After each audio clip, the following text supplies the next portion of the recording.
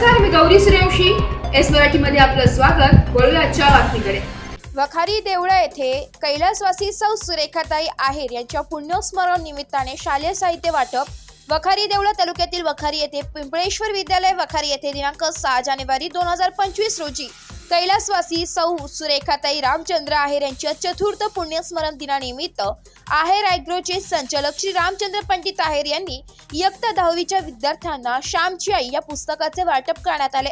तसेच यापुढेही दरवर्षी विद्यालयातील विद्यार्थ्यांना शैक्षणिक साहित्य देणार अशी अपेक्षा व्यक्त करत आपले मनोगत व्यक्त केले.